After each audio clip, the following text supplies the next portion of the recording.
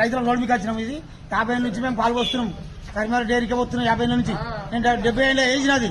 ఇన్ని ఏళ్ళ కొన్ని లేదు ఇవాళ పర్మిషన్ అడుగుతురా అక్కడ ఇంటి లోకల్ కళ్ళు మూసుకురా ప్రభుత్వం. ఏ ప్రభుత్వం కళ్ళు మూసుకుంది ఇంటి లోకల్. కాంగ్రెస్ ప్రభుత్వం ఇంతకుముందు కాంగ్రెస్ ప్రభుత్వం లేదా?